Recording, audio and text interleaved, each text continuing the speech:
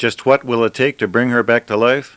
After sitting on Horseshoe Curve from 1957 to 1985, K4 Pacific 1361 was briefly made operational, but a much more thorough overhaul would be required. On us all of a sudden to get it back together, because they're at the point now where they're starting to assemble. So I would say 6 months they'll have it ready, have it fired up and ready.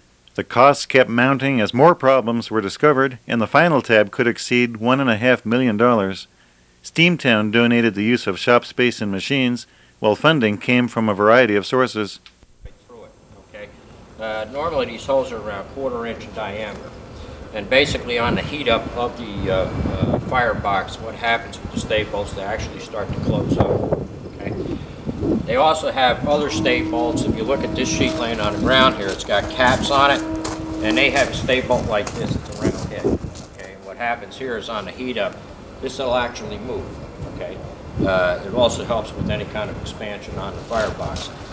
This is where the term of floating firebox comes in, okay? Because they have the round head, and you've got flexibility in that firebox on heat ups.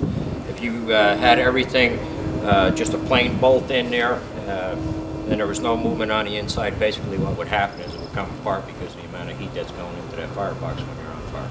Okay? Your temperatures will range anywhere between 2,000 and 2,500 degrees on the inside of the firebox. A new backsheet had to be fabricated, using the old one as a pattern. This was but one of dozens of time-consuming projects. The museum is creating a step-by-step video of the entire process. If all goes well, 1361 will be under steam in fall 2001, and negotiations were underway with Norfolk Southern.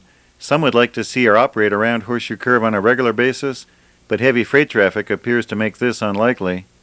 Meanwhile, waiting in the wings is a Boston and Maine Pacific.